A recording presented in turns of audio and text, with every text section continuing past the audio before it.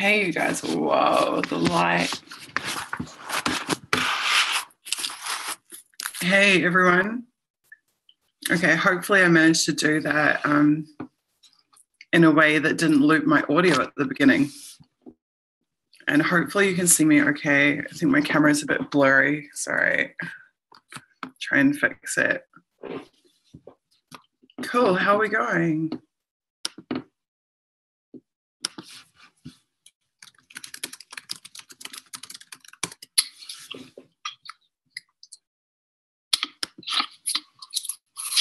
Hey, yeah, it's working. Okay, cool. Sorry about the terrible lighting though. I don't really know how to fix that.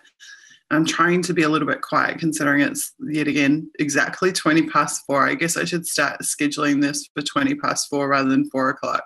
Sorry I'm a bit late, you guys. I'm looking very blue. Thank you. Hopefully just my shirt and not like all of me. I'm not real sure how to fix that glare on the screen. Is it gone now? Maybe I just turn my brightness down a bit, my screen brightness, and hopefully that will help. Okay, hi Blake, Cockatoo, thank you for saying hi, and I'm sorry that you couldn't be here today, and hi to everyone else. Okay, I think we'll just get straight into it. So first of all, if we go check out what I wrote up from the last session. So I took the 5 things that we discovered from our last session and I added them to part 3 of the Decipher series on decipheru.com. Now, Blake, you told me there's some way that I can pop out my, pop out chat. Sweet, it is working. Cool. Hey, Jenny Lynn. Thank you for being here. Okie dokie, share screen. Awesome. Now, if I can get to my browser. So, analyzing the Snowden SIDToday files, part 3. How do I get my chat window back? Cool, got it. So if you scroll down, you will see the last 5 entries are what we did last time. Here we go. So we did the Johns Hopkins University stuff and the Target Analysis Center stuff and the NSA guy who went to the Iraq War and the NSA executive guy's story and the stuff about West Africa and the NSA basically admitting that, outright admitting that the military is there to secure their oil interests. Cool, so question, who can remember what was the last document that we looked at in the batch? Anyone?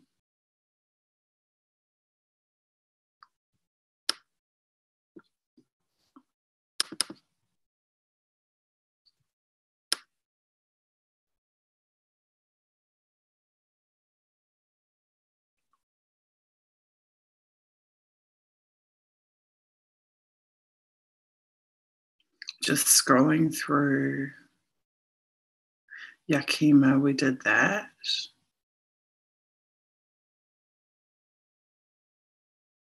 Future of the Web, I'm pretty sure we did that. Target Analysis Center.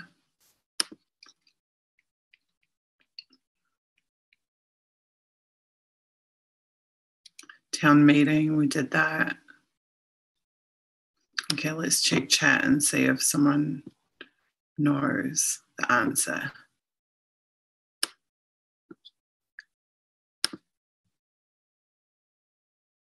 Okay, I'm pretty sure we're at this. Did we do, are you stronghold material?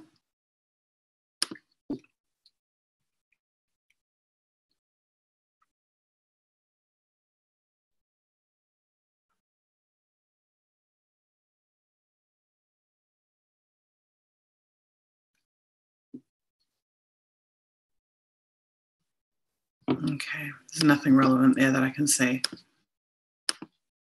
I'll just quickly tweet and tell people that I am in fact live now.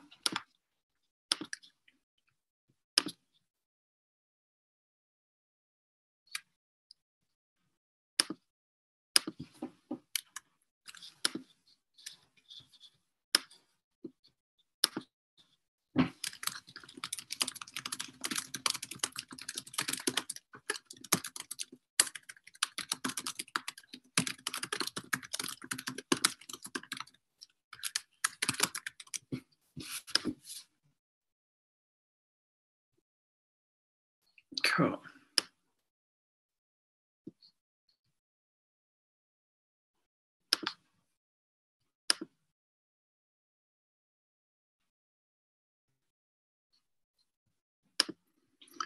Okay. Future elevation review.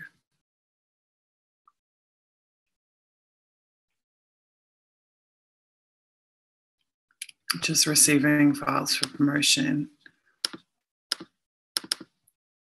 Second party working group.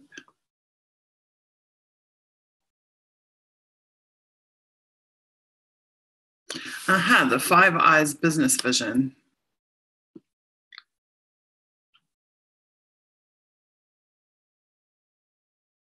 Okay, so I would say that the second parties are probably the second tier of the Five Eyes. So if you have read through some of my previous articles about NSA stuff, I've actually gone through and listed the different tiers. It goes right up to the 40 Eyes, which is the NATO and international partners in the so-called global war on terror.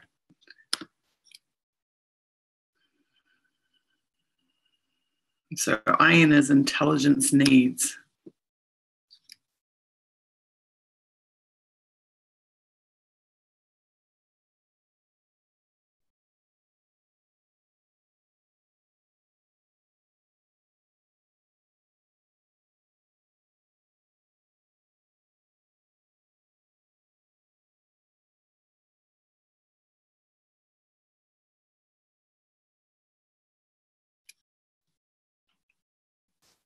Sharing information needs at the highest level only is desirable at this time. So that goes back, I guess, to like what the executive was saying from NSA.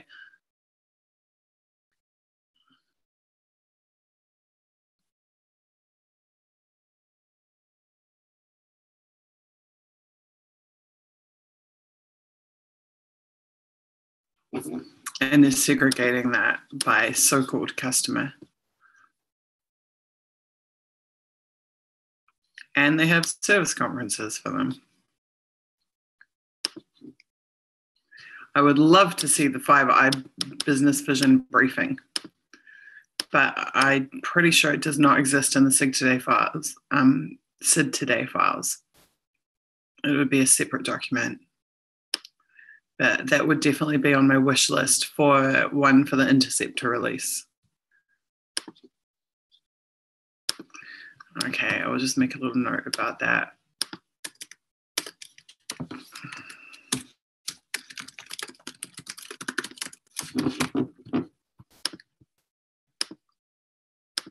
Horizontal integration capability needs.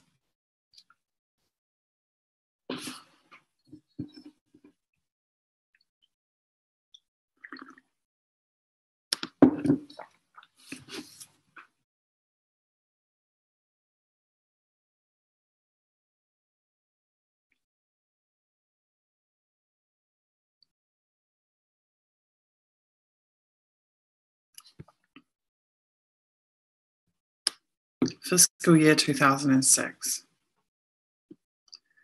And we're in 2004.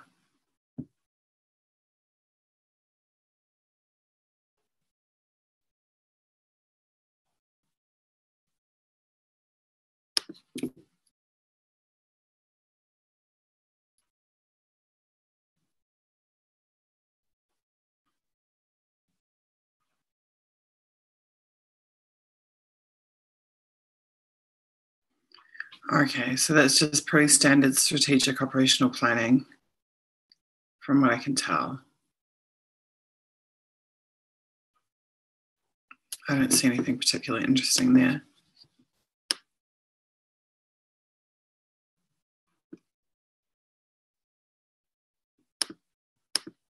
Here we go, the information or intelligence needs matcher.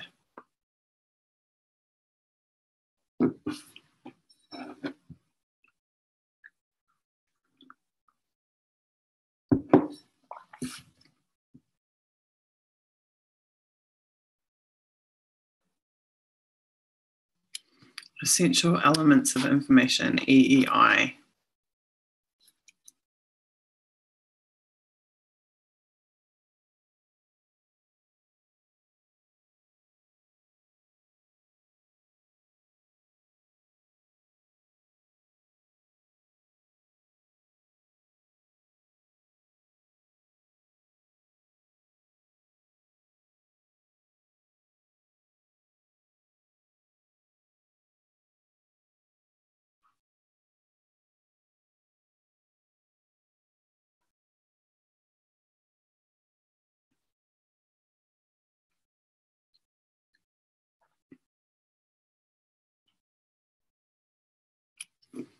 I wonder who the vendor is.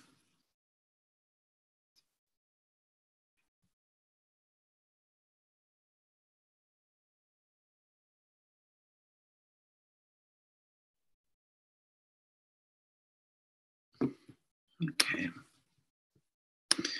So there's just more systems and processes stuff for second party customers.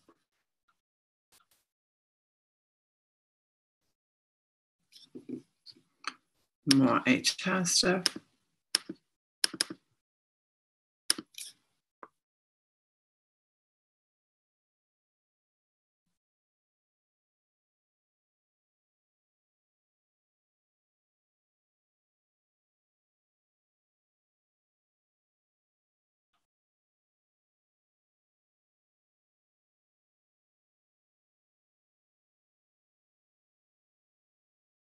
The largest concentration of analysts is in Denver, Colorado.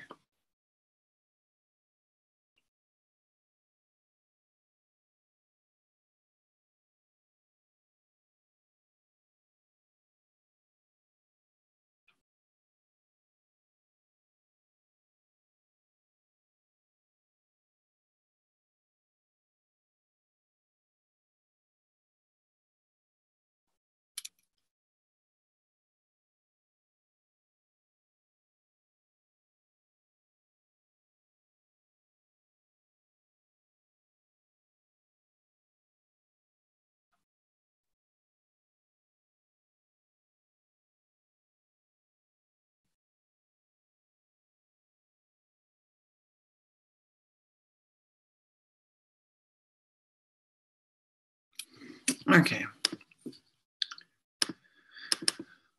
I don't think that's of any particular interest. ELINT and TextSigInt defined.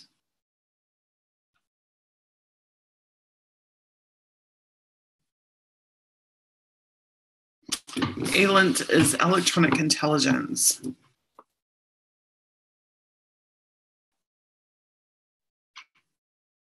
Which breaks down into operational, electronic intelligence, and technical.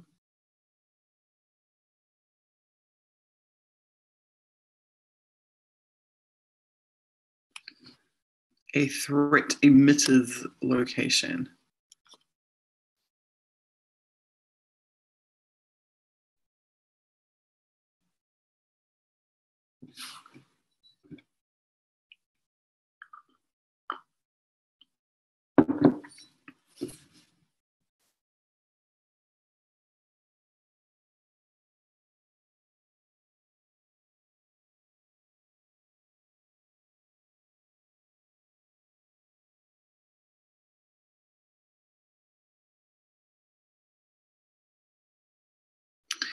Okay, so this is kind of interesting. So this is like the pipeline by which the intelligence is developed from the signals that are being collected.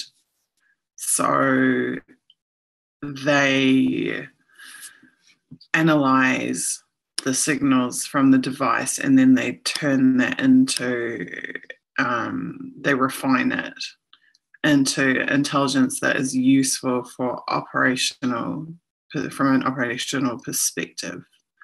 So this is like where this tech element is like where they're listening, where they're capturing the information.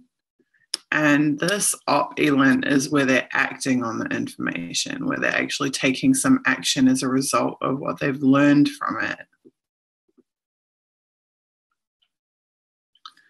And we know from the stuff from part 1 of the series, where we saw the NSA and CIA being like the left and right arm of the executive, one rather than competing agencies, is it's often there's this picture often painted of them as being competing agencies.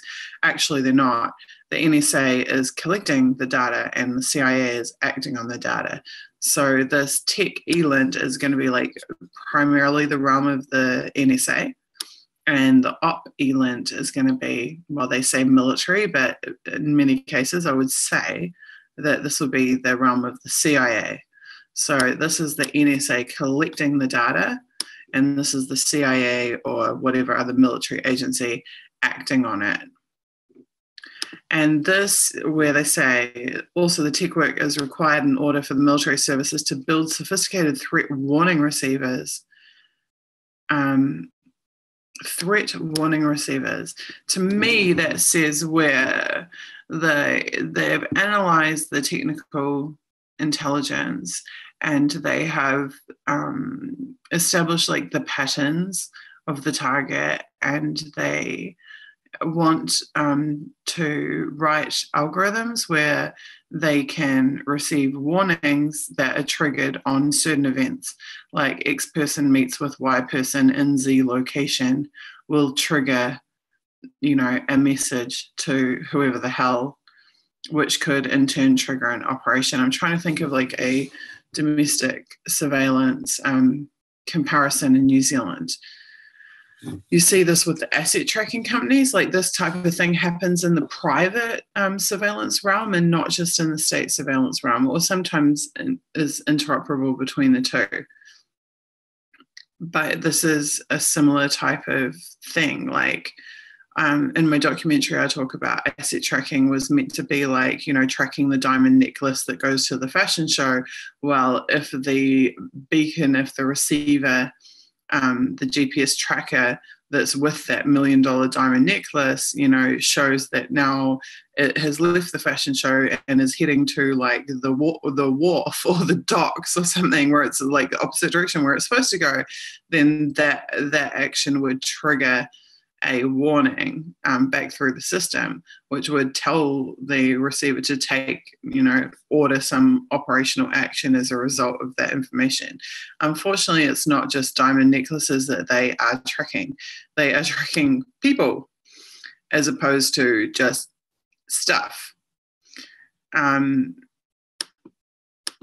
This is interesting, but it's more contextual to what we already know and what I've already written about. It's just what it's doing is giving us the terminology. So technical electronic intelligence being on the collection side, operational electronic intelligence being on the operational side.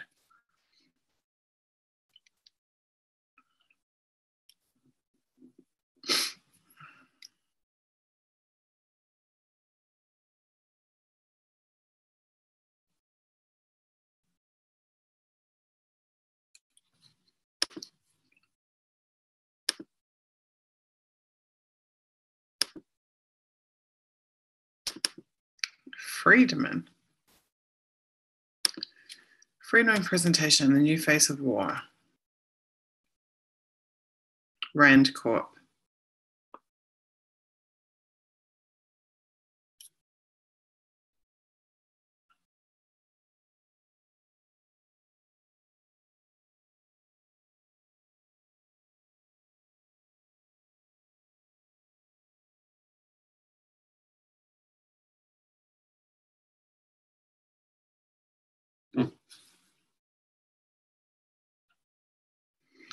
So a senior analyst at Rand Corp, it has a top secret level clearance.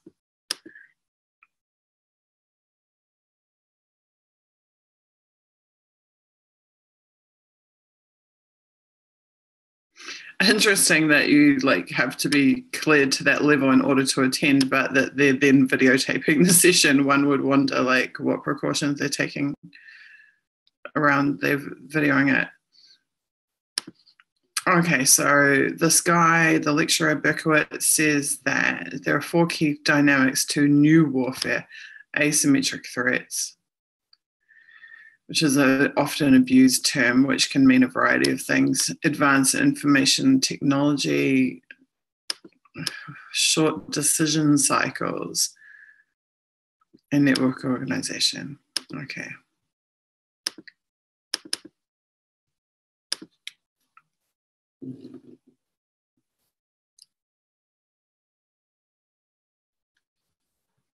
More HR stuff.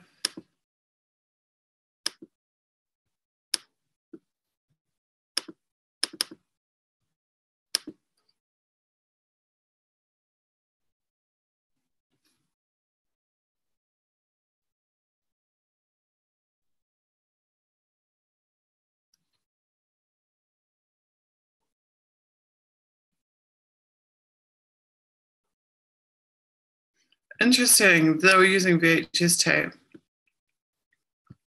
Well, that would explain how they can like video stuff more securely. Analog tools in a digital world can actually protect you. Hang on, we've been here and done this. PCS is that to be.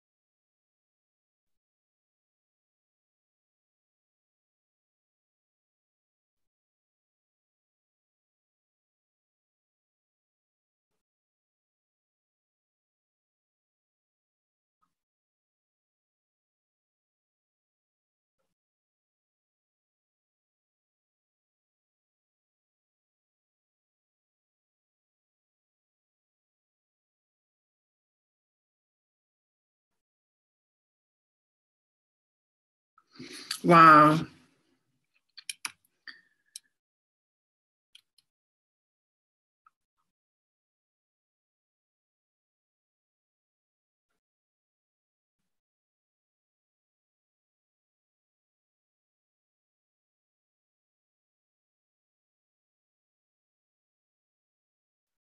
So basically, they shower you in benefits if you move to the Japanese base, and many others, I'm sure.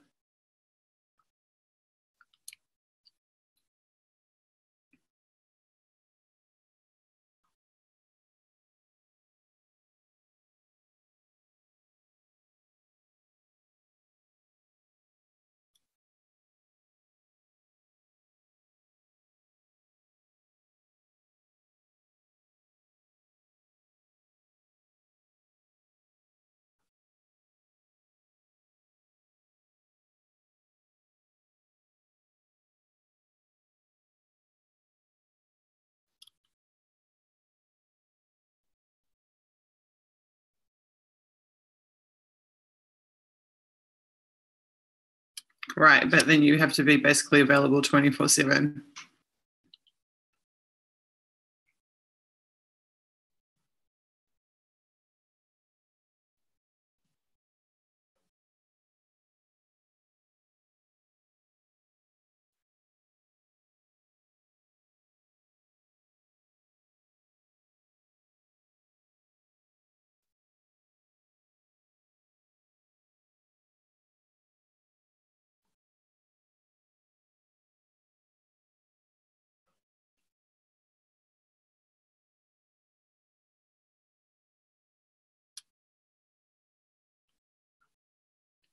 Social responsibilities.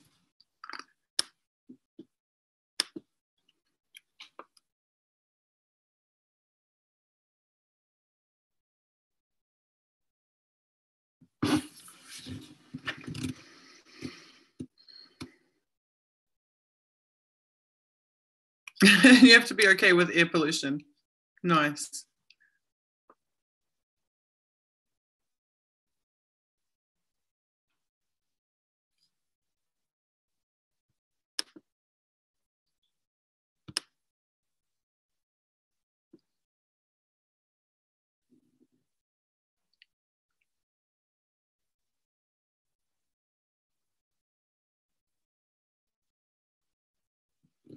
Mr. K, I am not aware that Rand Corporation was behind the Sony hack.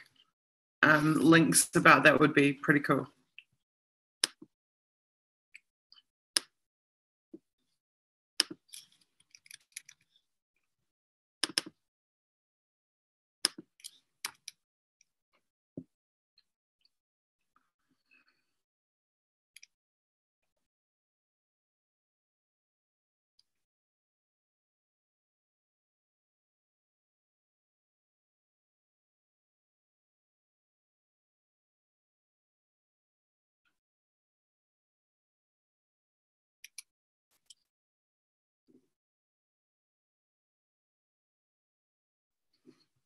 Okay.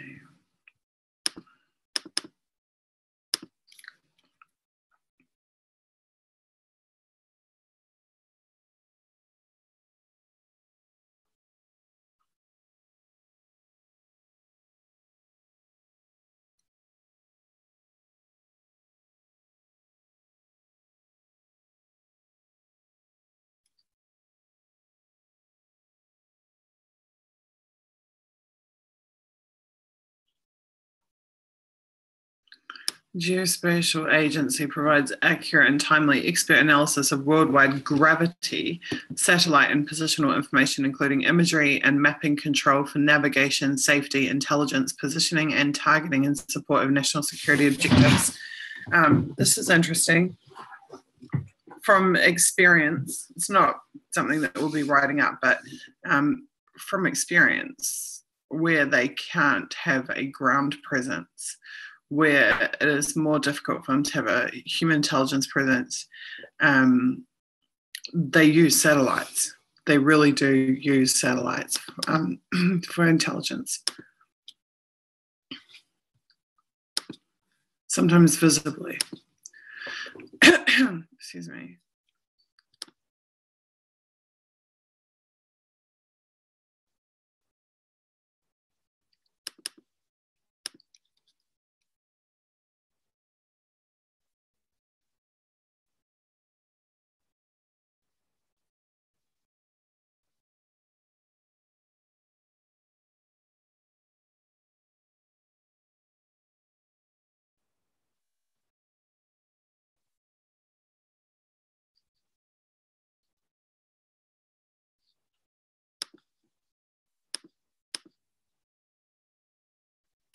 More information about the Target Analysis Center. Oh, this is the metadata cell specifically. Top secret.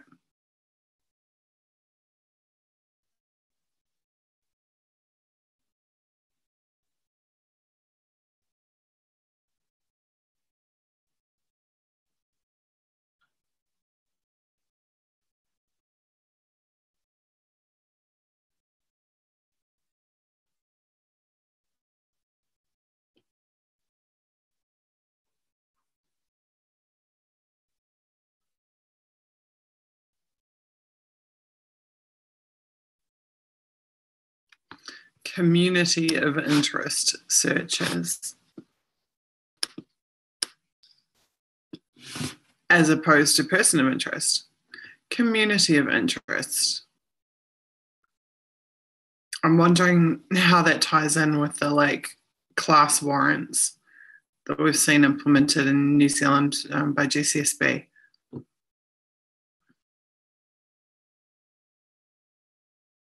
Where they get a warrant to spy on a class rather than on an individual.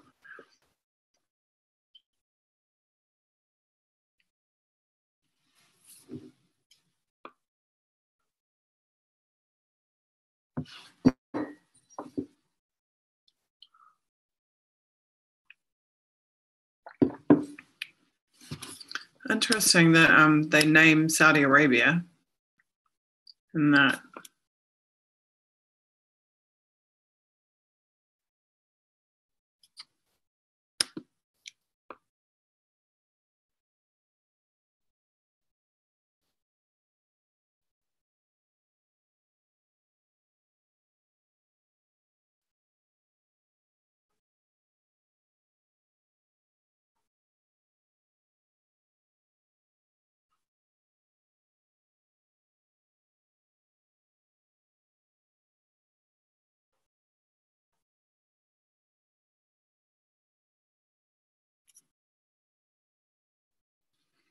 Patterns of activity.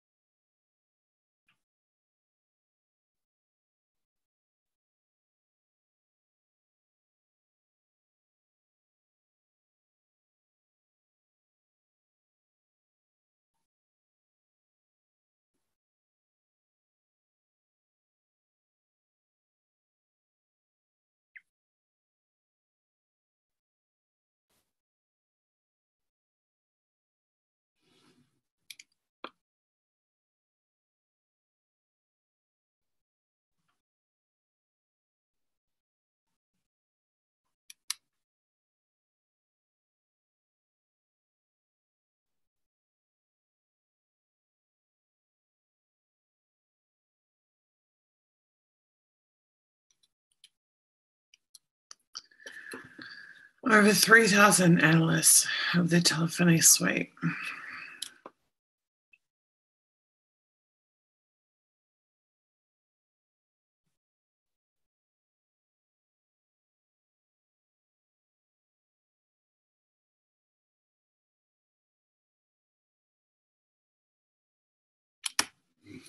Okay.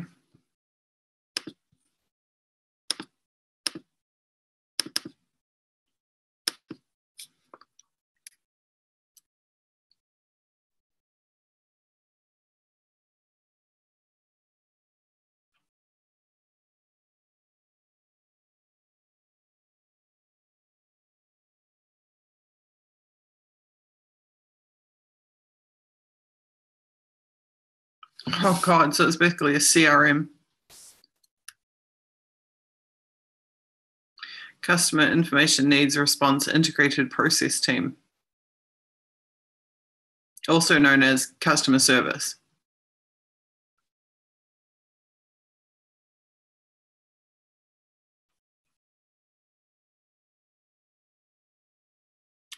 So if they didn't have an integrated CRM, then I assume they had a standalone.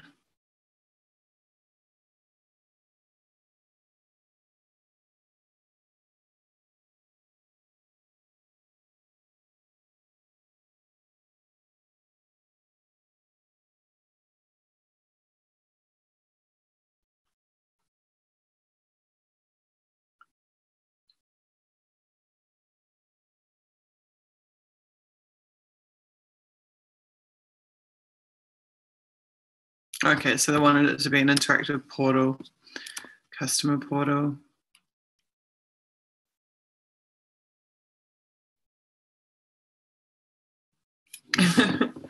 So you imagine that. So you're whatever department, whatever government department, or whatever foreign military or second partner, and you go to NSA.net, you know, for want of a better domain, and say, I want to know X about Y. Show me everything. And then they actually, it's literally like ordering a pizza and then they deliver your pizza online.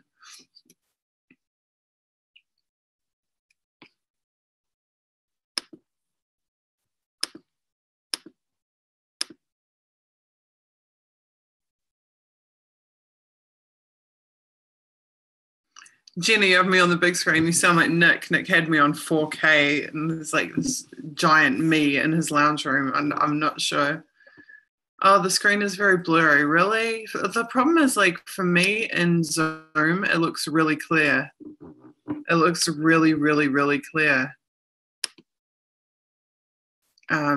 I think like it's the broadcast somewhere between like my Zoom and what it's actually outputting. Dominoes for Spies, says Blake. Yeah, basically.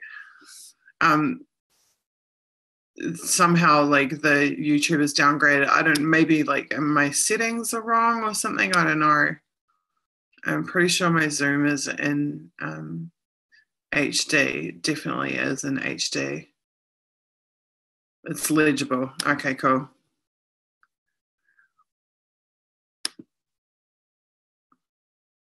Gold Nugget Award.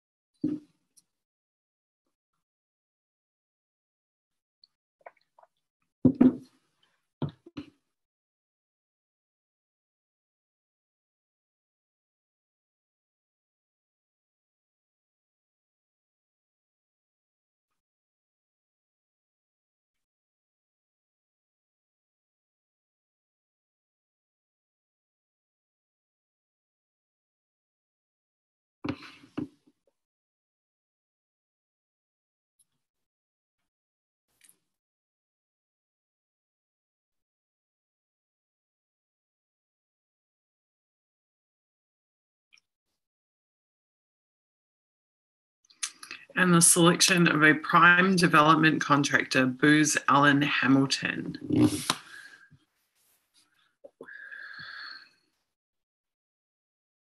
So the Booz Allen Hamilton relationship goes back at least 11 years. I presume they're still a contractor to this day, so we could probably safely say 14.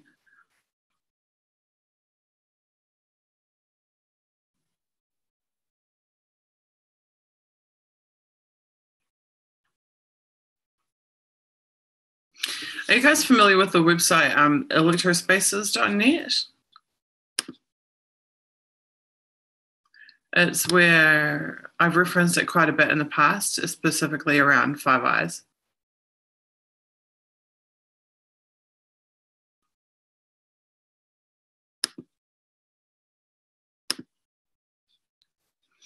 If you haven't seen this, I'll type it out.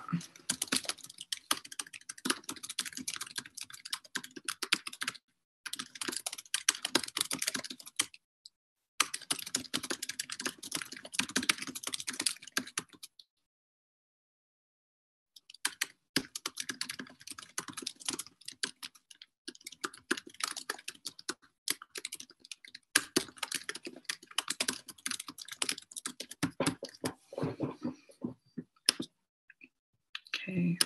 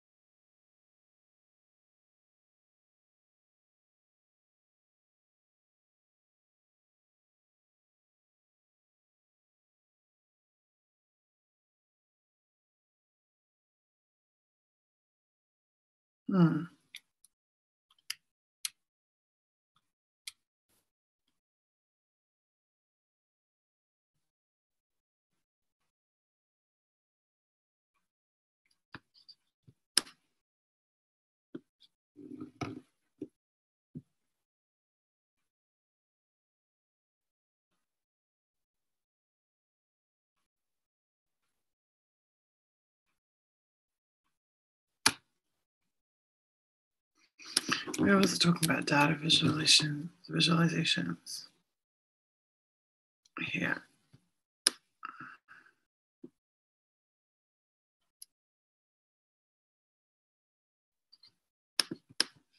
and integrated access to open source reference data.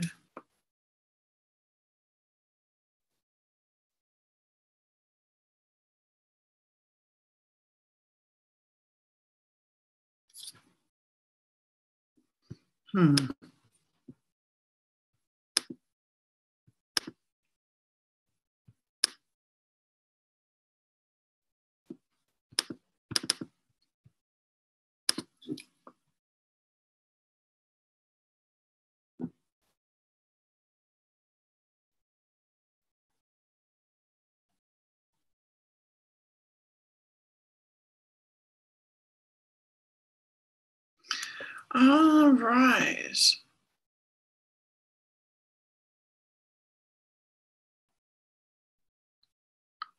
I don't know if you guys have ever read one of these, but the president's priorities for the intelligence community, as they describe it, they're pretty interesting documents.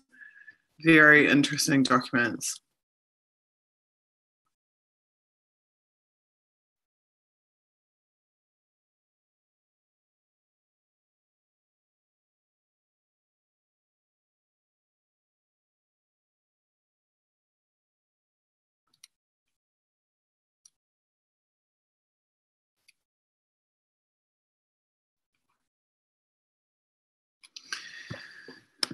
Constantly amazed at the business language, not just the business language, but the business prioritizing. Like they're very customer focus and blah, blah, blah.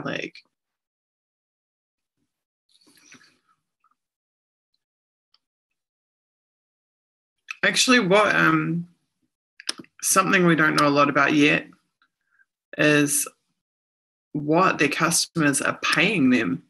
So when Snowden spoke in New Zealand and Greenwald did his Snowden reporting in 2014, there was a document published around that time where they were talking about the fees paid by NSA to subsidize the various collection points in the Five Eyes. It would be very interesting to know what NSA billing is to these customers, so-called customers. Are they actually operating as a commercial entity and making money outside of their funding? Or are their customers not paying them because the customers are intergovernment agencies? And then the NSA is simply paying international collection points. At some point, money must be coming in outside of their government budget. It'd be interesting to know where.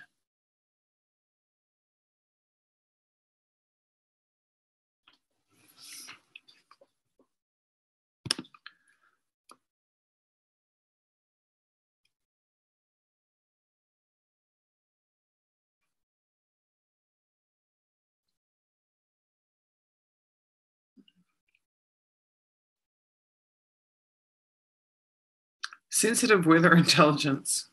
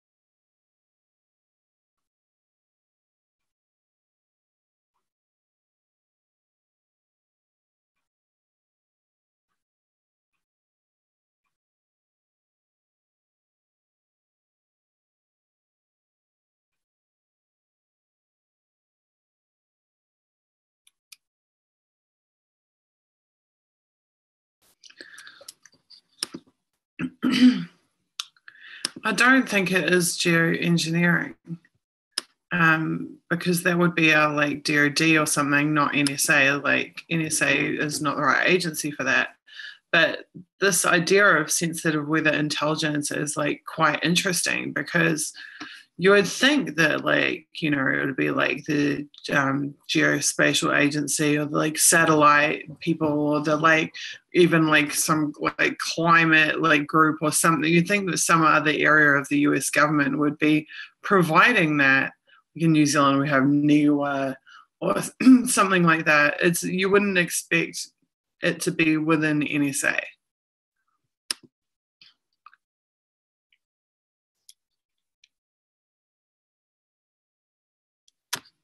You also wouldn't expect that it would be in the Critical Global Targets Division.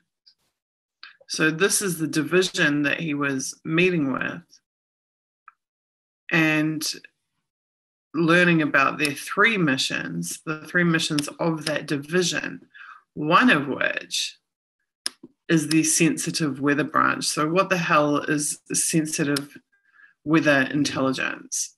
What about weather would be sensitive or based in intelligence rather than being based in climate or, you know, science or space or satellites, something like that? Why would it be within the NSA? And why would it be within the Critical Global Targets Division? How is weather related to targeting? This is the question. Yeah, I mean, how? Like, I don't really want to write it up because we don't have answers yet. Like the things we're writing up are really the things that we've learned. But why would a sensitive weather branch generating weather intelligence be in the Critical Global Targets Division in the Regional Targets product line?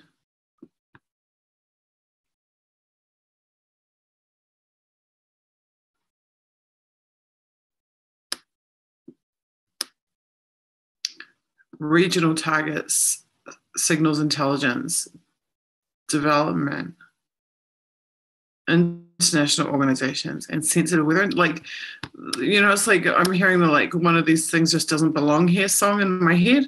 Like, regional targets, development, okay, fine. International organizations, okay, fine. Sensitive weather intelligence, like, what the hell? Like, that does not fit.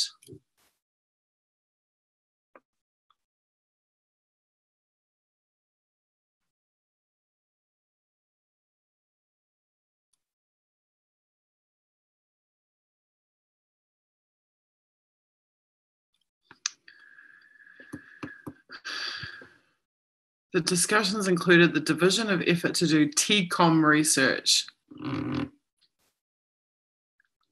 against several African countries.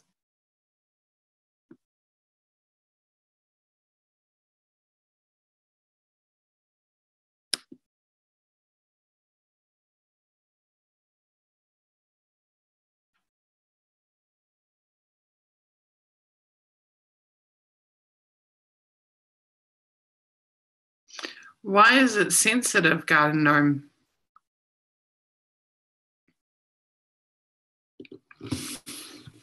Why would it be sensitive?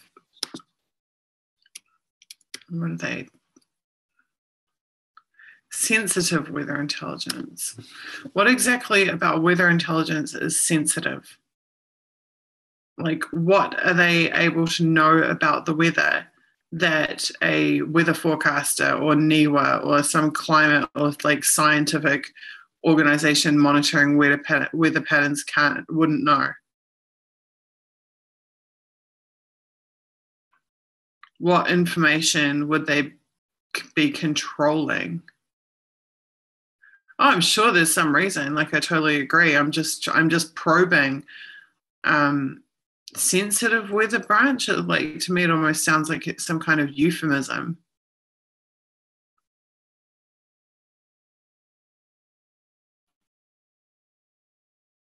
Like, I'd wonder if, like, sensitive weather was some, like, term that meant something other than weather, except that they say that the guy's first assignment was to the weather desk.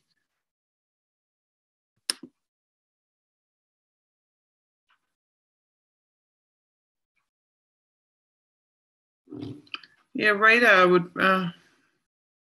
I still think that'd be primarily military. I mean, I guess.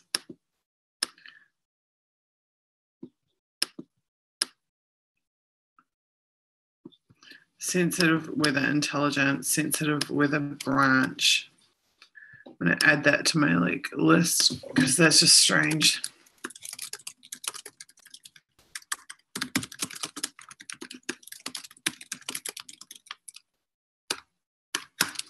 Within critical global targets division.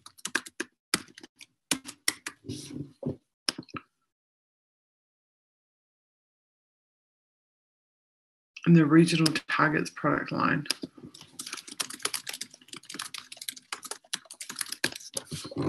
Okay, we'll see if we can find anything else out about that.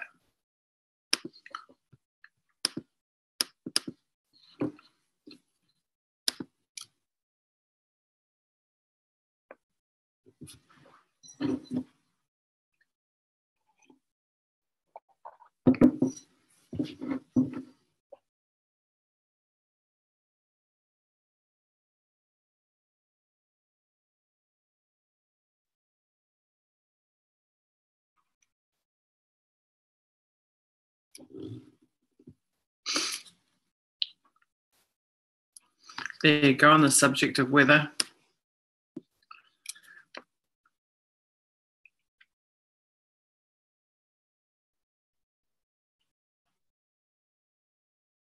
He stayed at a villa at Saddam's presidential palace. Nice.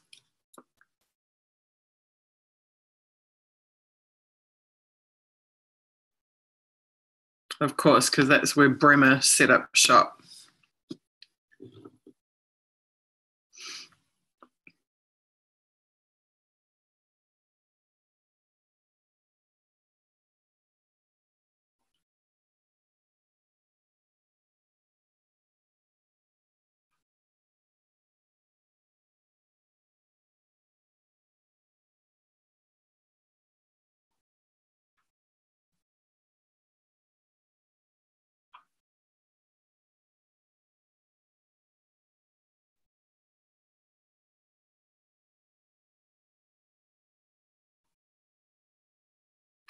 And they went to Abu Ghraib.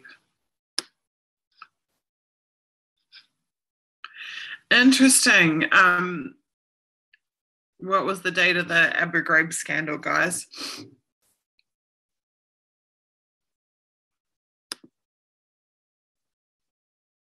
That's what I'd like to know.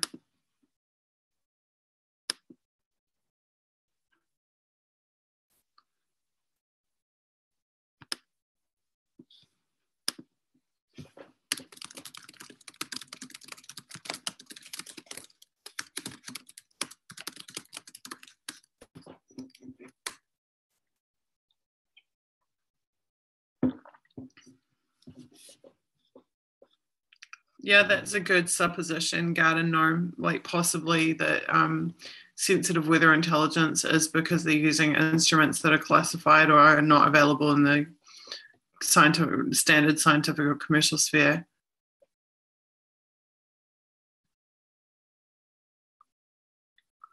I'd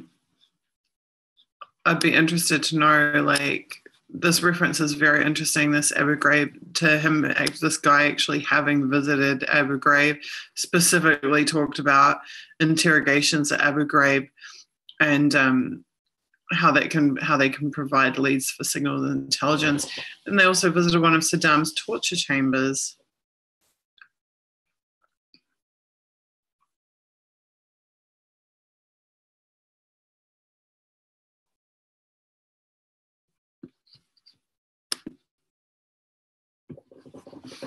Okay, let's have a look.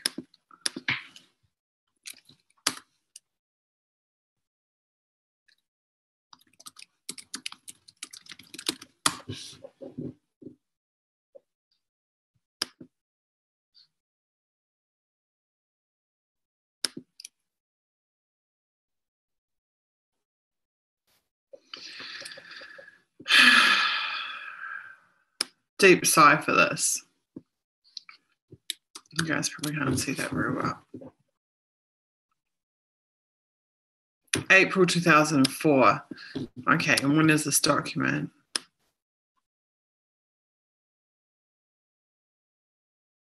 November 2004. So this is like, this is post Abu Ghraib.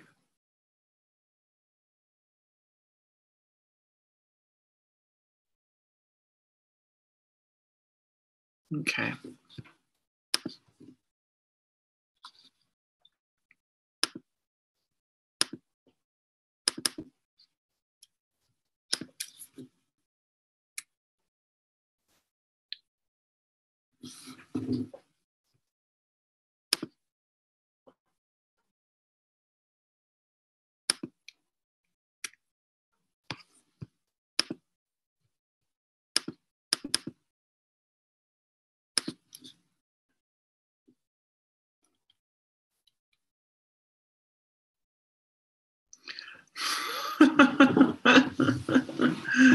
Oh my God. How a 4-star general once waited for a lowly captain to finish eating lunch.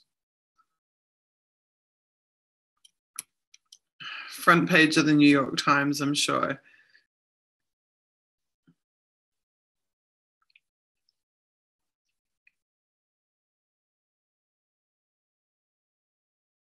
Brzezinski.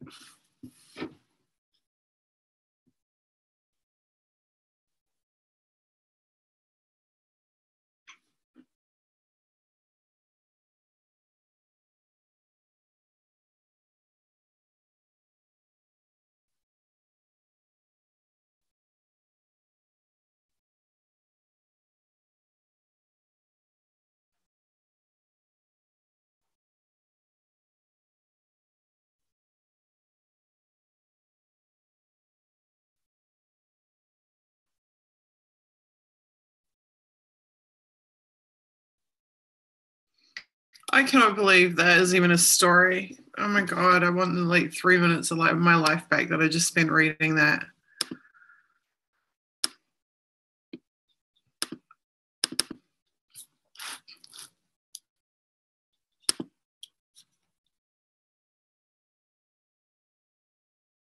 Netscape. It's instructing people on using Netscape.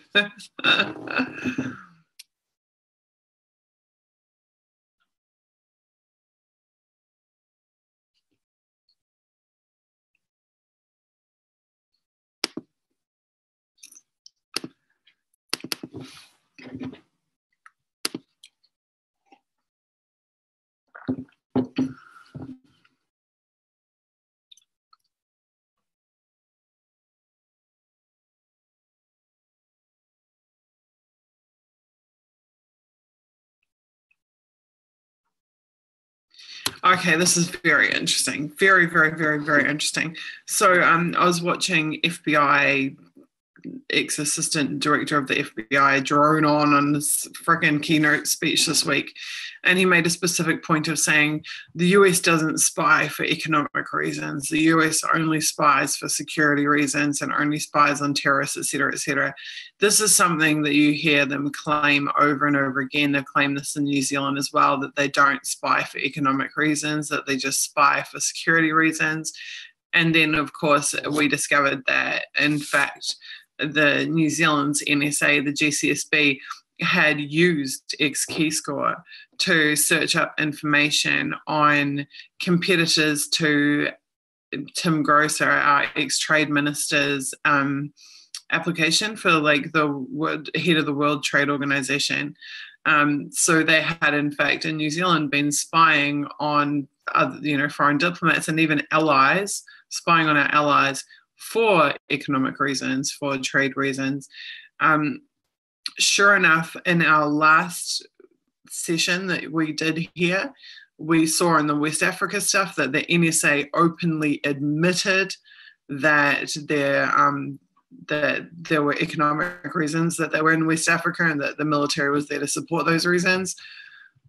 Prior to that, when we looked at the strategic operational planning document, the strategic forecasting document for 2006 to 2010, the NSA had listed as number one priority, strategic priority, as being the economic expansion of the European Union, as being a bigger threat even than China or than terrorism. So what this document is saying is that they have Global Economic Security Day. So really, like, just that terminology like shows that to them, economic security is security. These things are like inherently tied together. And look at this, policymakers and intelligence managers and analysts from across the US economics and intelligence communities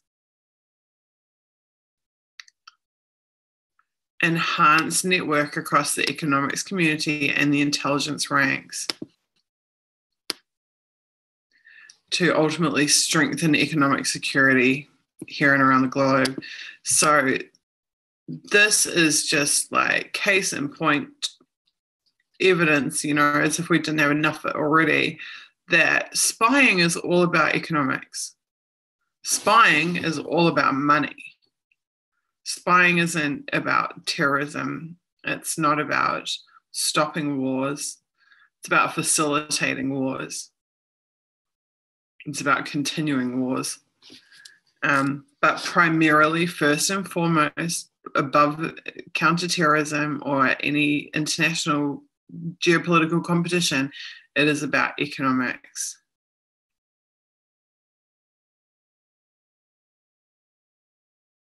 Oh, look.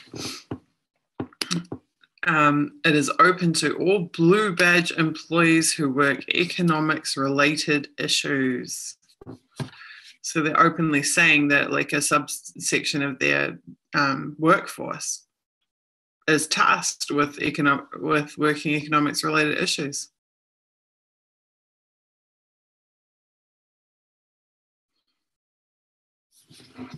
Global Economic Security Day.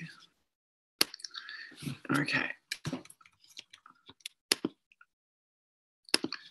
So when we listen to ex-assistant director, the FBI, who's now president of CrowdStrike, talk about how the US doesn't spy for money, we can have a good laugh to it ourselves.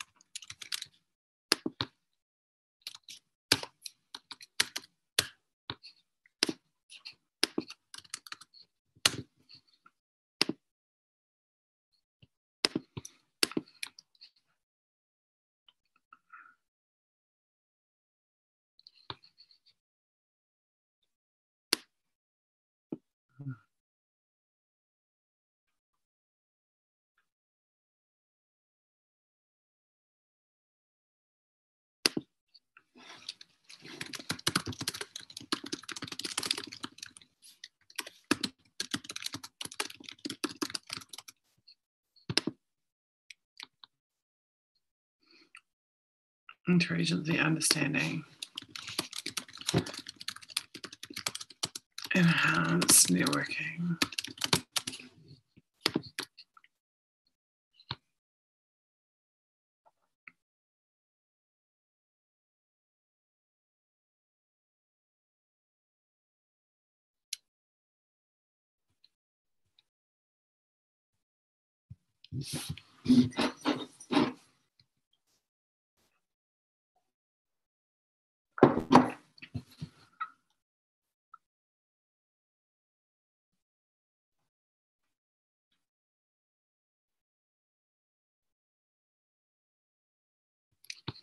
Right.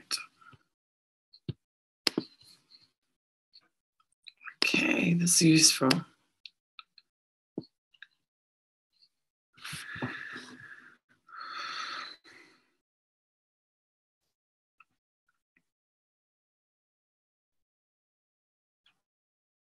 Yeah, I have seen some Centre for Strategic and International Studies broadcasts. I think I watched some in the context of studying Philip Mudd, the ex-CIA guy who resigned when he wouldn't testify before the Senate over the Senate torture report, who then became a CNN or something contributor. He's like a so-called terrorism expert on the cable news channels now.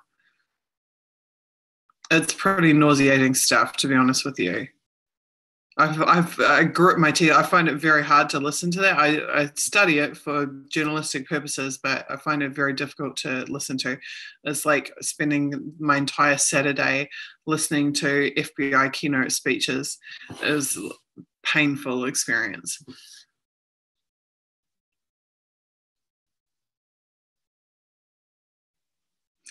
Well, Gardner's asked me, who do I think is a master in such a collaboration between corporate and intelligence agencies? This is, every single one of these documents is framed in business language, right? And it's all about, I mean, you can see them bending over backwards to create customer portals and to have high-tech CRMs and stuff. So in business, if you don't please your customers, then you go out of business. So that's one of the things I would love to see is who is on the customer list outside of government agencies and outside of international partners, who is in their customer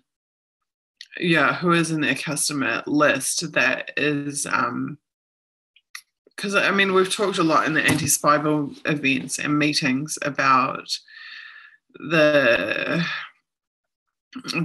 fact that the so-called critical infrastructure of these countries involves the private sector. It involves the banks. It involves these, significant, large, predominantly international corporations that they have been, they're being protected by the intelligence agencies. This is what it comes down to. They're being protected. They are customers of the intelligence agencies.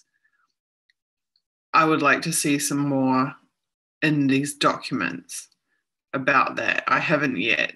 I mean, we've heard about corporate partnerships in terms of the PRISM program, where we have, major tech companies and stuff collaborating, colluding with the NSA.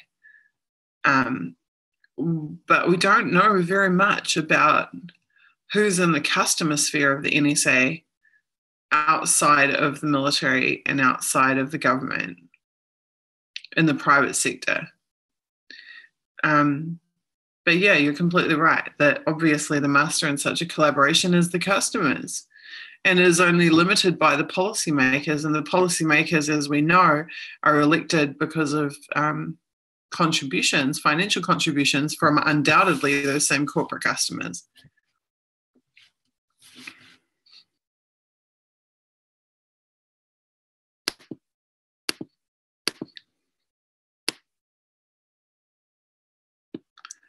I agree with you that it's nothing new and that this goes back, hundreds of years. But at the same time, they are pretty desperate from a PR perspective for us not to know that or talk about that. And that's why they have chumps like Mr. X, Assistant Director of the FBI, standing up there going, oh, no, we don't spy for economic reasons. I mean, one of his talks was at DEF CON of all places. And he's just gung-ho about, you will be preventing the theft of private data. You will be, we're defending people's personal property and we're blah, blah, blah, blah, blah. he made multiple references to the Stratfor hack, to GI files, but he never named them. He didn't name them, but he kept saying, oh, I worked on this case with this company had lost 10 years of critically important data and over the course of a couple of days, and it was $1 billion worth of intellectual property, and it was blah blah blah blah blah, and he made it all out like, you know, it's this like perfectly innocent company minding their own business when the evil hackers come along and totally destroy it. Like, totally fails to mention that it was the world's largest private intelligence agency. It was like making money trading this stuff in the commercial sphere that should never have been there in the first place. I mean, what was Stratfor? Stratfor was basically a customer, right? It had its own customers. Stratfor, rather than just having customers that were government departments or international partners, you know, militaries and governments, Stratfor was selling information to the highest bidder. Like any Tom, Dick, or Harry that had enough money to buy a subscription could participate in the behemoth Stratfor intelligence network. You didn't even have to be a government agency. You didn't have to have a security clearance. You didn't have to, it could have been anybody on the planet, if you could pay Stratfor money, could access that intelligence. So that was like, Stratfor was like the ultimate like corporate NSA. And of course, it's all staffed by, like, you see, you know, this personal relationship. We talked last time about the revolving door. Someone said like the NSA is a revolving door corporate. One of those revolving doors is back and forth with companies like Stratfor. Right. And then you have the Stratfor CEO, George Friedman, whatever his name is. He is freaking related to Leighton by marriage to Leighton Smith, who is like the most, I'm sorry, in my opinion, most fascist right-wing broadcaster in New Zealand. Like, oh my God, I can't even get started on how hideous he is. But he also has one of the largest listening audiences in the country. And so they have this network of like really high profile people with like massive access to, the public mind. And they were all trading this information back and forth, like around the world. And like, what are the like national implications of that? Like, from like, where do your loyalties lie? Like, if you're paying money to access the intelligence and you're charging money to issue the intelligence, like where are the borders of propriety there? Like, there aren't any.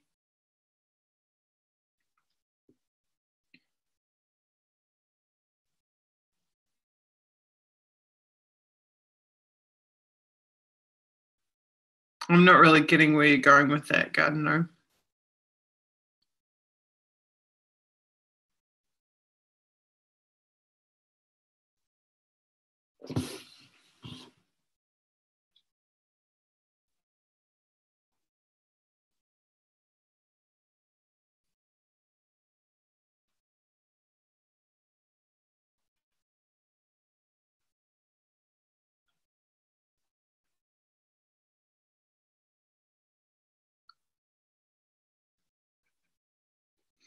Look, I think they are worried about the opinions of citizens because the citizens are their recruiting pool.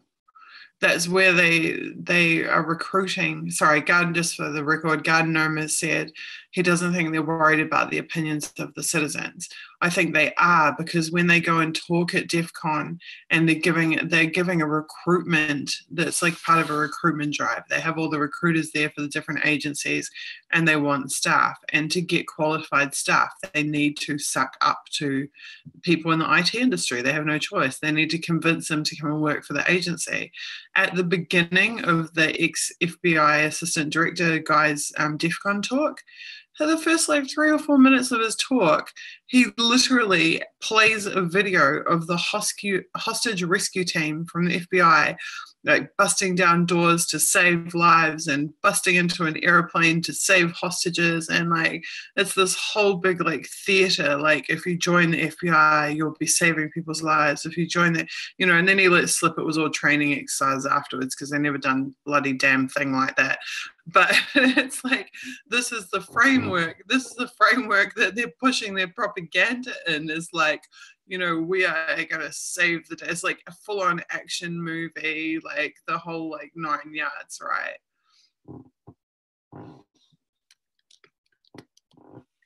And of course it has like absolutely nothing to do with spying for economic reasons and spying for corporations, which is exactly what we're seeing in these documents, is what's actually going on. Okay, onwards and forwards. Oh.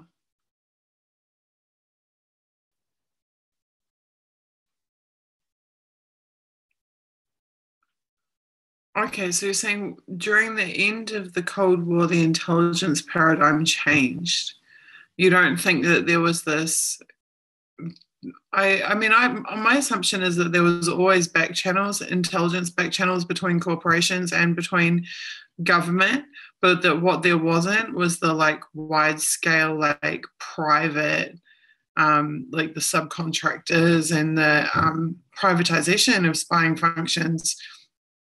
And I would like to think that things were a bit more regulated. I mean, I don't know, but I would assume that they were a bit more regulated.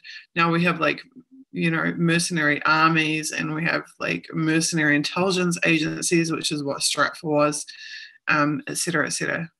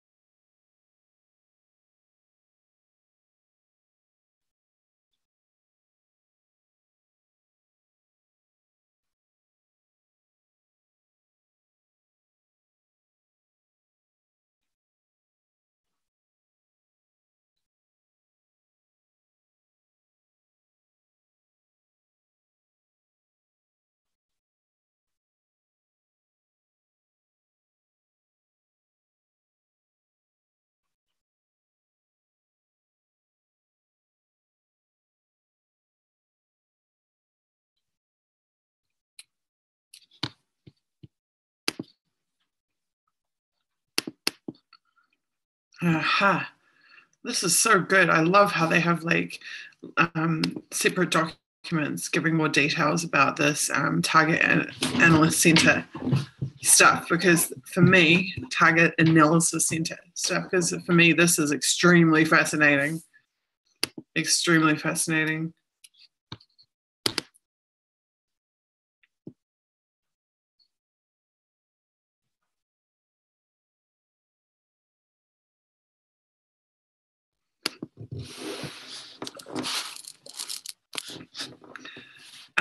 Garden Gnome, that's like really before my time, and I know virtually nothing about it.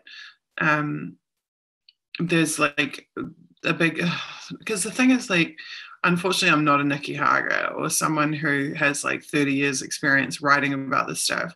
Like pretty much everything I know is from being on the like brunt end of it in New Zealand as a target, and what I have read and studied since then.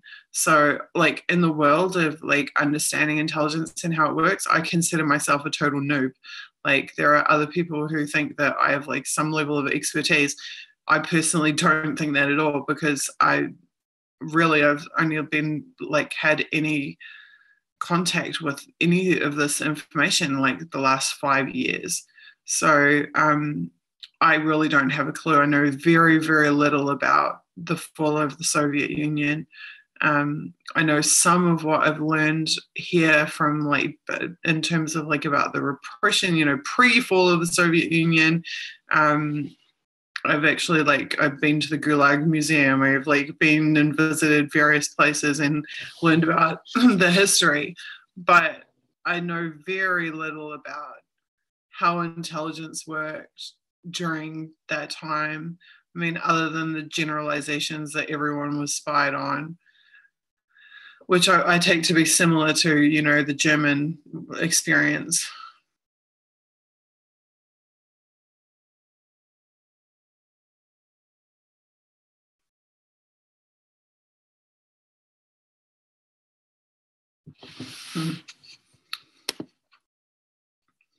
So the interesting thing about this the social network is that this is what this target analysis center, if you look at what we learned last time, last time we learned that there is something called the Target Analysis Center, which has 3 different divisions in that, 3 major teams. One is the metadata analysis cell, one is the social network analysis, and then the third one was the target development services, which is probably the most Orwellian named thing I've ever heard of in my life. Or at least certainly the most creepy. So those 3 teams provide services to the analysts that are in charge of the targets. So of the full-on profiling and analysis of the target. So these are outsourced shops that can do the grunt work of collection, so that the analyst, this is my understanding at this point, so the analyst who's in charge of the target is not having to try and do all of those individual tasks themselves. So rather than the analyst having to, canvass the social network of the target and collect all the metadata of the target and do whatever God knows what the target and development services do, which I think is supposed to be some kind of oversight, but what is oversight in the world of FISA? FISA, as Americans say, FISA courts and stuff, whatnot. So this is this whole integrated approach to distributing the workload of targeting someone. So this was kind of a bit of a watershed, oversight, exactly. So this is a bit of a watershed moment for me in our last stream, where I had had this concept in my head that I'd thought of the spying as being an individual analyst having maybe 4 or 5 or 6 or 10, or I don't know how many targets that they're responsible for. And I thought of it as being limited to that. But what I'm reading in these documents is that it's not like that at all. There's this, the workflow is spread across this, these 3 groups and God knows whatever else, other satellite support networks are there.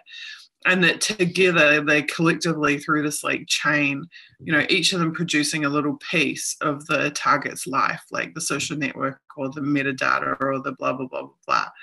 And then all of that is going to the target analyst, who is then producing the reporting on it.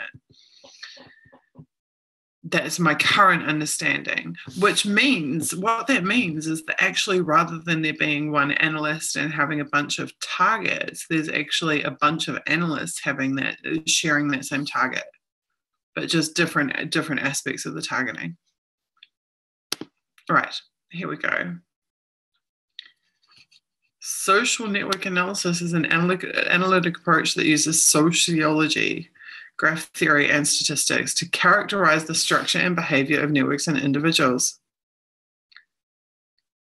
So that sociology factor ties in quite neatly with the JTRIG documents, at least the principles in the JTRIG documents, where they're literally psychoanalyzing you and then exploiting the profile that they built.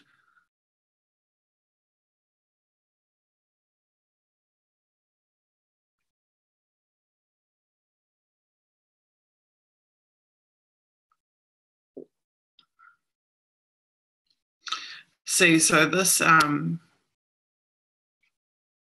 goes beyond just their social network.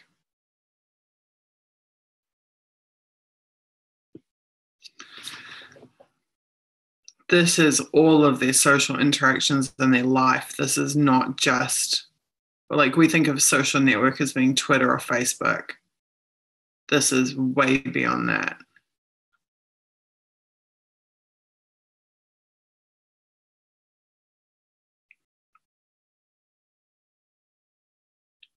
Who they work with, who they know, who they receive money from.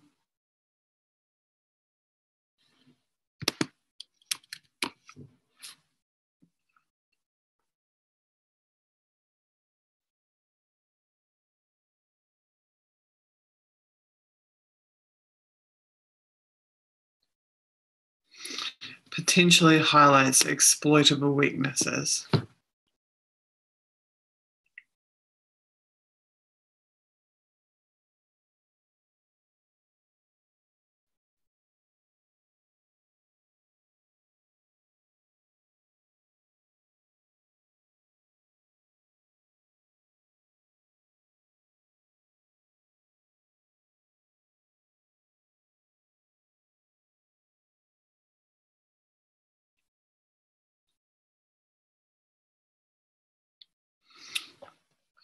Which in turn also supports military operations planning and execution.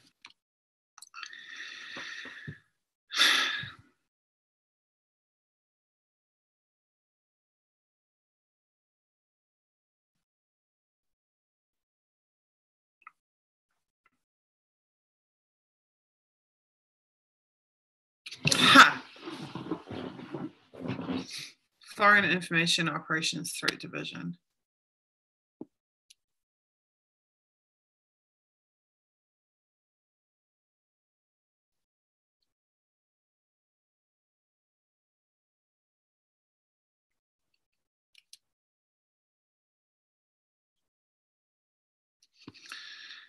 Okay, so like we know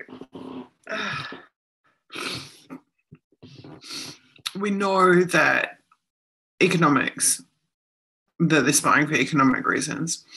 We know that the number one threat to them was an expanding economic union of the European Union in their strategic forecast. We know that pretty much every head or ex-head of an intelligence agency in America signed the letter stating that George Soros, very cute, stating that the TPP was a matter of national security, that they needed to sign, they wanted the TPP signed.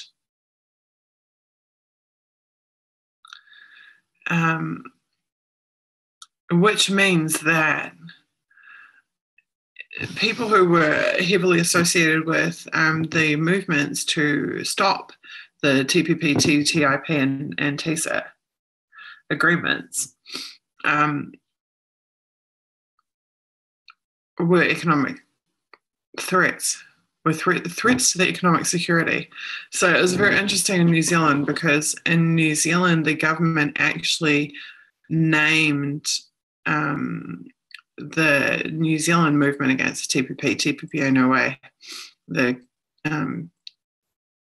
It's Our Future New Zealand movement.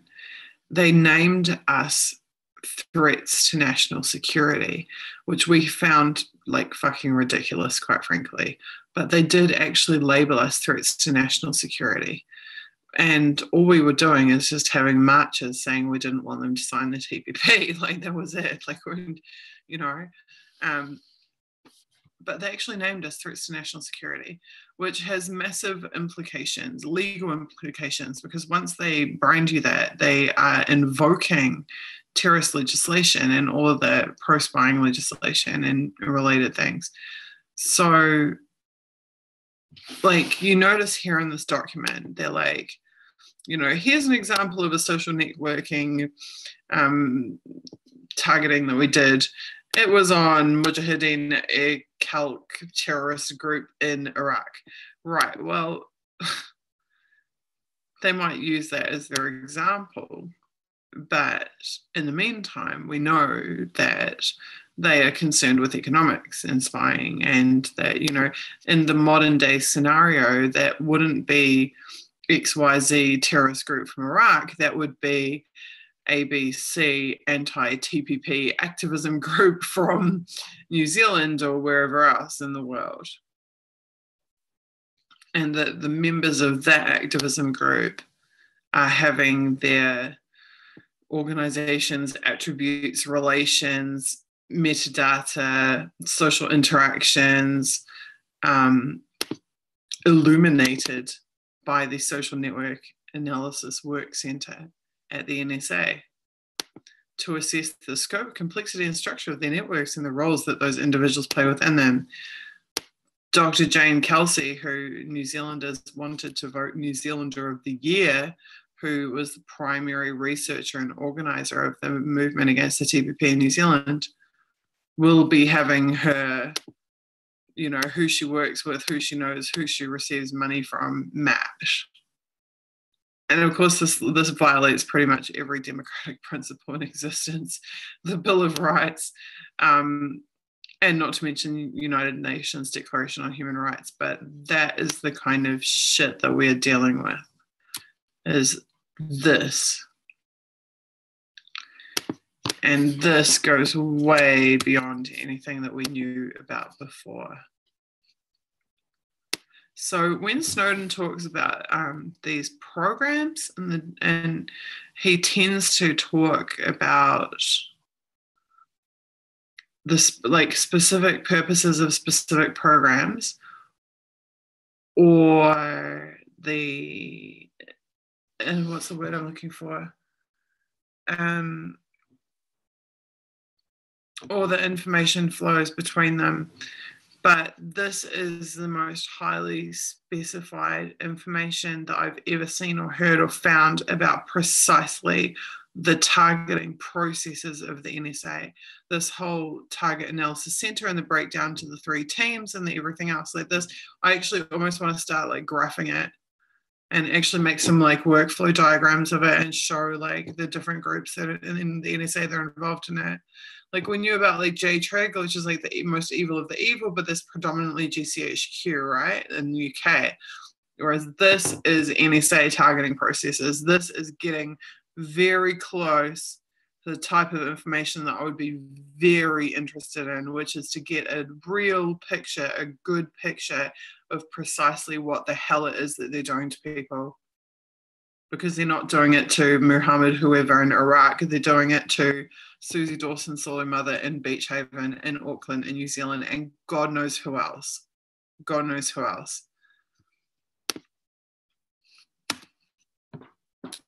That entire paragraph needs to be looked at carefully. Okay.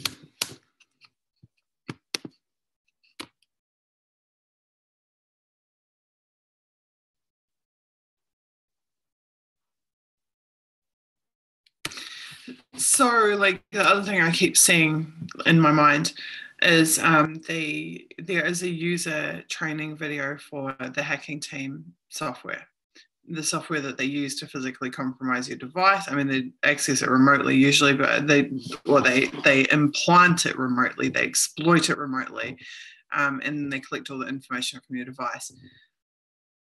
That user video is extremely valuable for understanding from the perspective of the spies making the collection exactly what they collect and how they collect it. So not just that they can get your photos, your emails, your, you know, whatever you type in and your GPS and information and blah, blah, blah, blah, blah.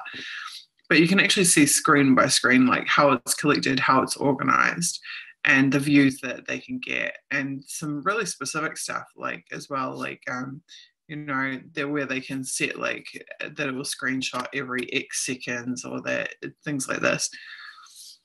that shows us how your device is compromised and how you're and what they are collecting and seeing from you. But what these documents are telling us is how that information that is collected is processed, how the signals intelligence is processed, and how it is converted into a full-on detailed profile, not just of what's on your phone, but of your entire life. Your entire life. That is what the social network analysis is. They are analyzing every facet of your existence, not just from your cell phone or from your computer, but literally everything, all the relationship analysis, everything. It's off the charts intrusive. It's beyond anything dreamed of by Orwell in a million years.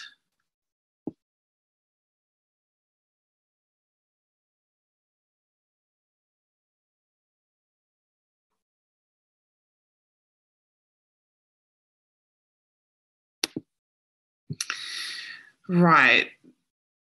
Garden gnome.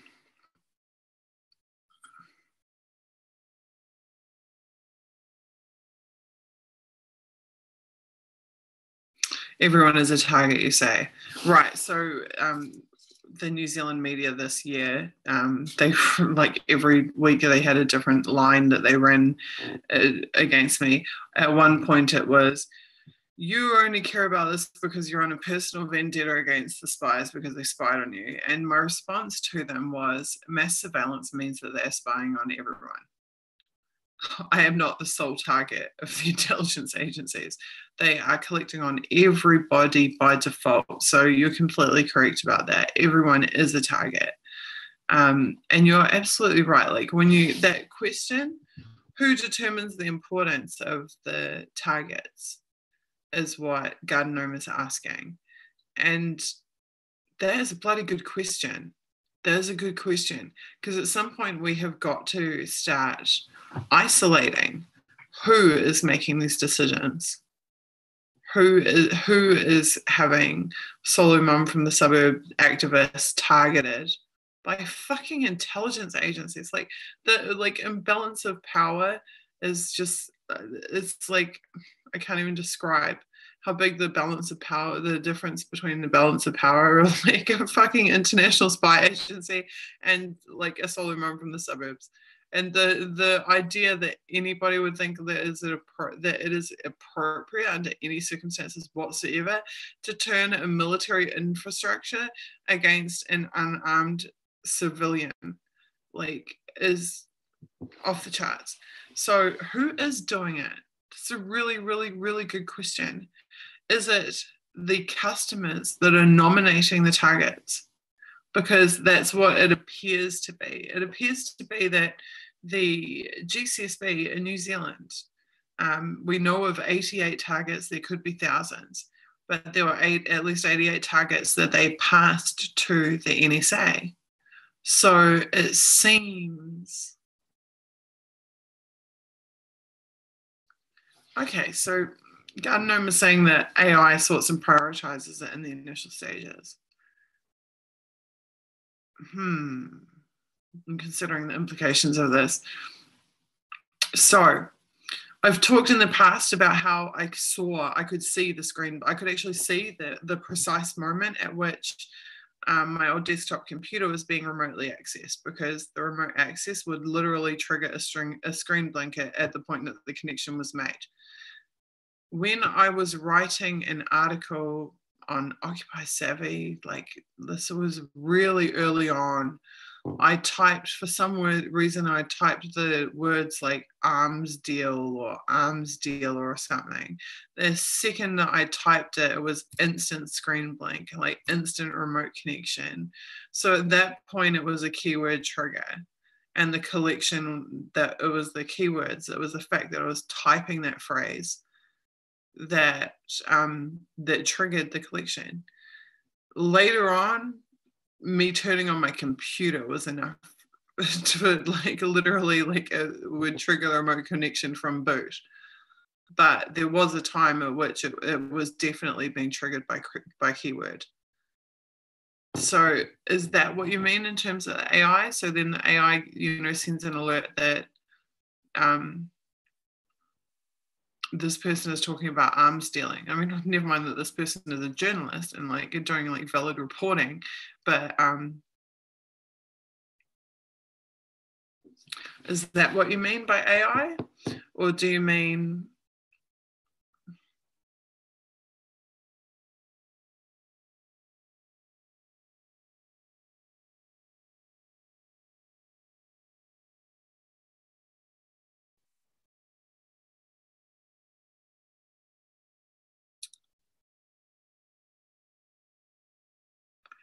or is that coupled with other factors? It must be, because they can't just be instantly spying on everybody in the world who types the words arms deal. There had to have been some like compromise prior. There had to have been. Okay, so Jenny, what you're talking about is retrospective. So that's where they go into their giant haystack and they go, okay, we're going to look for everybody who's typed the words arms deal. But in order for my computer to be triggering that remote connection based off what I'm typing into my keyboard, the computer already had to have been compromised. So already there had been what they call, CNE is like computer network exploitation. Like I had already been on a list to have my device compromised in order for that collection mechanism to be being used. If it's retrospective collection, it wouldn't happen like that. It wouldn't be in real time. I mean, maybe it is these days, but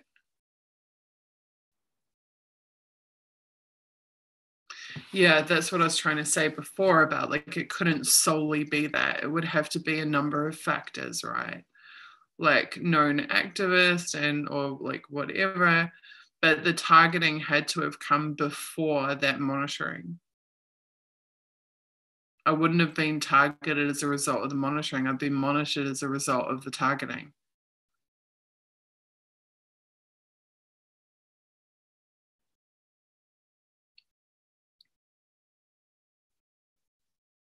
And what I was trying to say before about the customers ordering the targets, okay, like it was very abundantly clear that I was like locally targeted and like nationally targeted and like then internationally targeted. And like there was like this like process of escalation. It wasn't like the NSA woke up one day and said, we're coming after Suzie and Beach Haven. Like it was very much like, and I remember someone actually saying to me very early on, like there was a couple of really smart activists who had been around the blocks, like even from decades prior, like well before my time. And they gave me some really, really good advice that at the time, I didn't actually realize how significant what they were telling me was until like years later in retrospect. And one of them said, like, you can take on the city council because the city council is the lowest rungs of power and the councillors are seen as completely expendable, right? Like the global empire does not give a toss if some city councillor gets like knocked out of off his perch. But then the next layer is that you can go up against the national government, and that's like a bit more serious because there's more investment in it. And the National Party, which at the time was in power, you can go up against the Prime Minister because there will always be another Prime Minister, though of course it's more dangerous than going after a city councillor. You can go after the police agencies for the same reason, because like you'll have a new commissioner of police, a new minister of police, periodically. These are all temporary positions. They said to me, if you go after the military, you're fucked. Like if you go after the military, like that, a councillor is expendable, the National Party, individuals in the National Party are expendable, the PM is going to eventually change anyway, your national government is going to turn over, but the military never turns over. And I also had like a warning, like a nasty warning from like the bad guys, which basically said like, you can go after the police, but you don't go after the military. And this is their mindset. This is how they think. And this is like it's like peeling back the layers of the onion, right? And at the central control mechanism is the military. It's not the government, it's not the politicians, it's not the police, it's certainly not the councils. The central control mechanism for the planet is the military. So back to reviewing military documents. Okay, that's very, very helpful and useful, the social network analysis.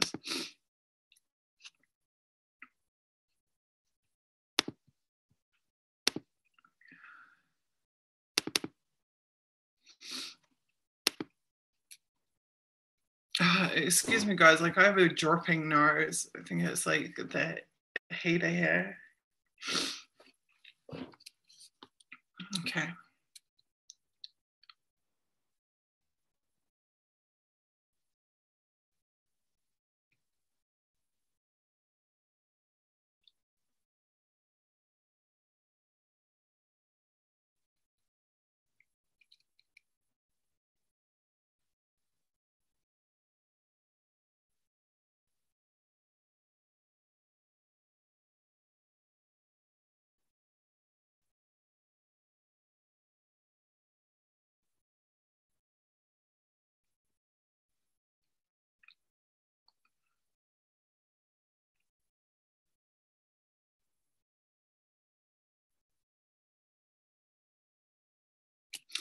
And look, this is the other thing that we have to take into consideration.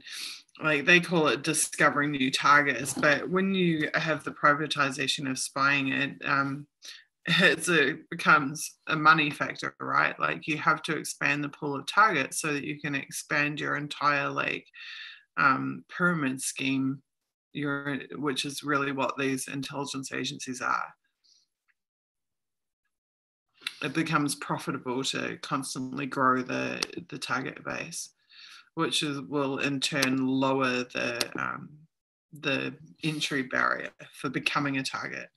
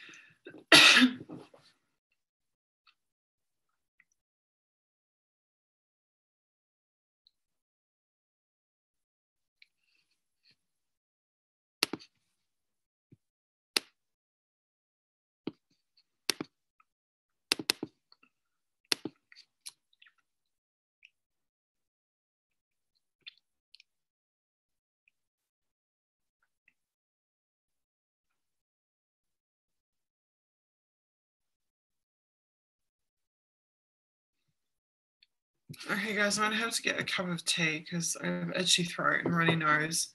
I will be back in about 5 minutes. I'm just going to pause and then I will continue. Thank you for your understanding.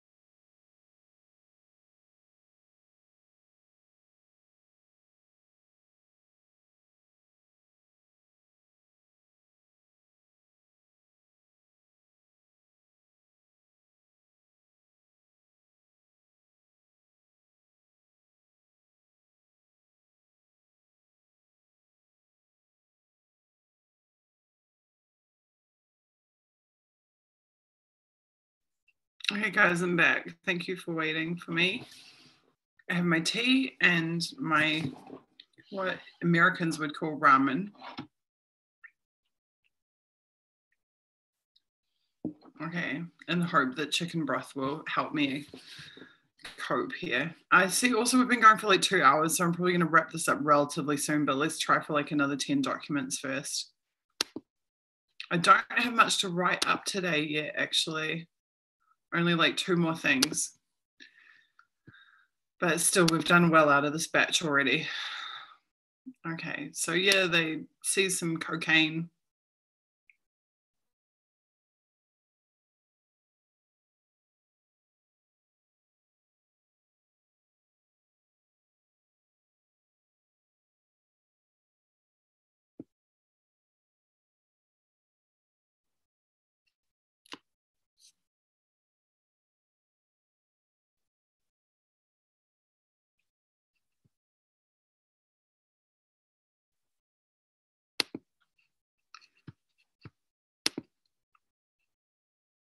Oh, sorry, I should actually share my screen. What a nub.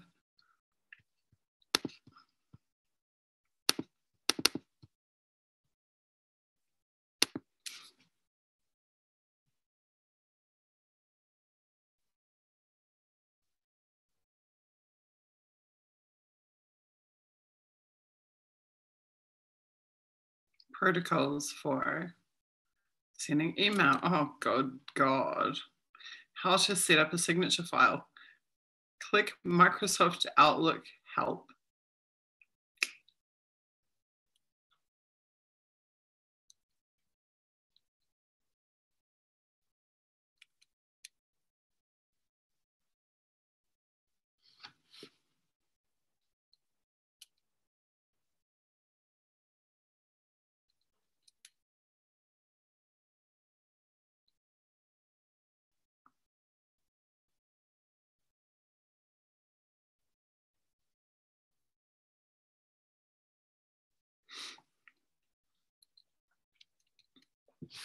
And they don't want people sending JPEGs around. Well, the CIA Vault 7 files had like thousands of JPEGs, like random internet memes and stuff. Okay, advanced computer network exploitation at the Kunia ASOC. Kunia, this is Hawaii, right? Isn't it? I'm pretty sure.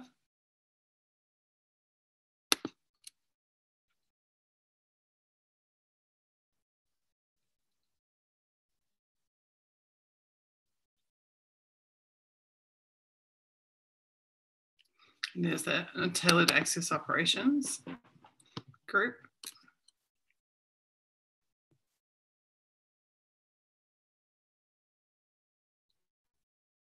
So it's just disaster recovery.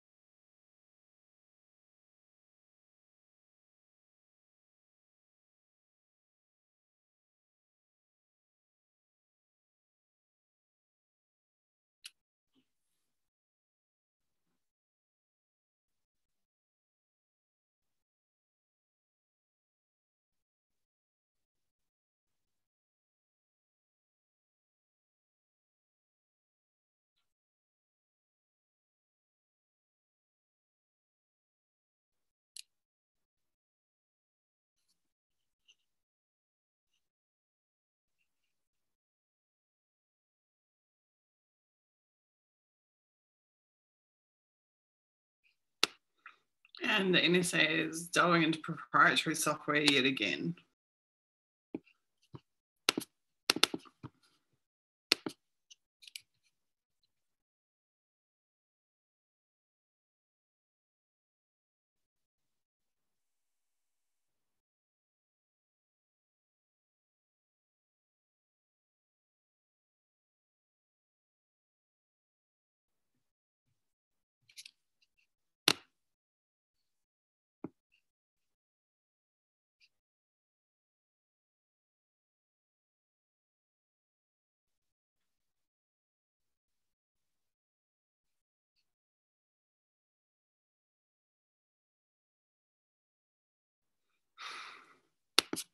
You guys are cracking me up in chat.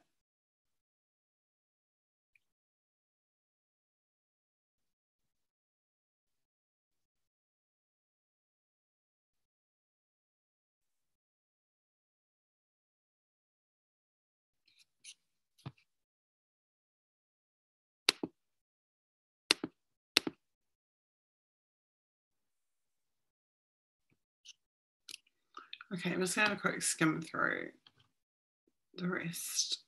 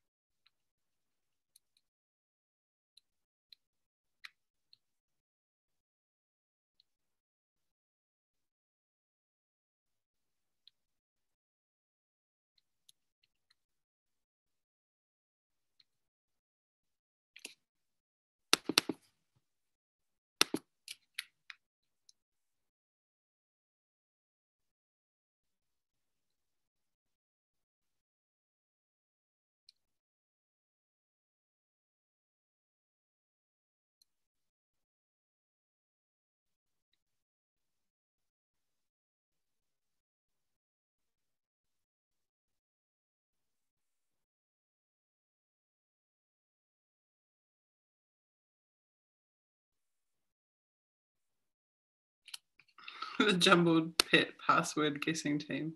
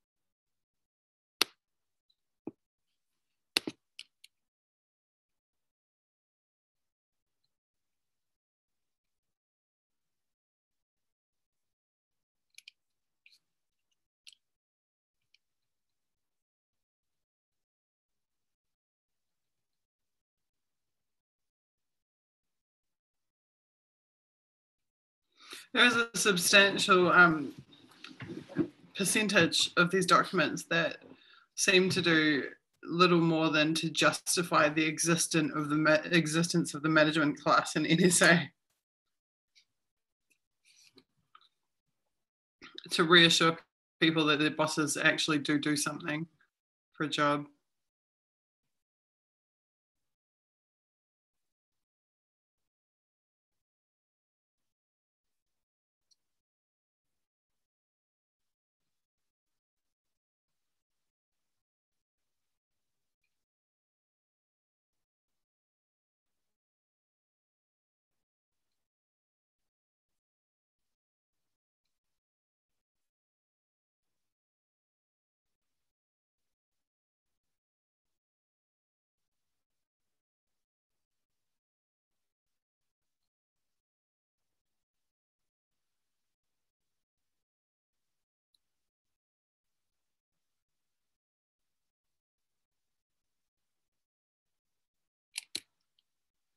Okay.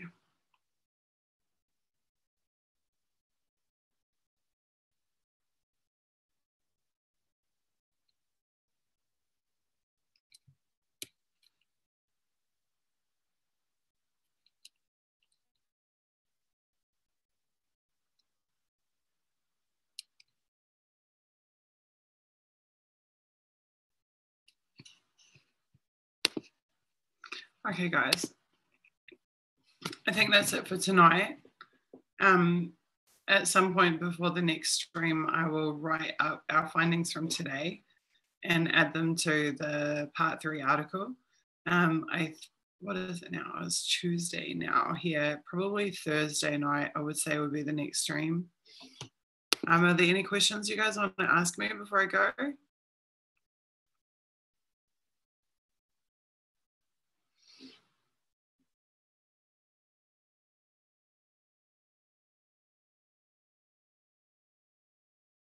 Thank you. I'm not actually sick. I just think it's the change of season has affected me. And also like this whole like living in a country with central heating thing is very new for me as well. So I think my body's reacting to that. And of course it being 6:30 in the morning doesn't help things.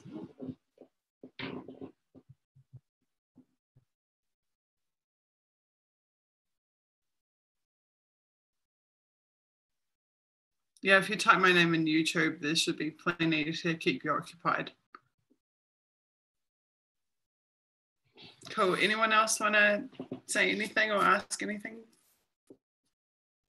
Thank you all for being here and for keeping me company. It is very cool of you to do so.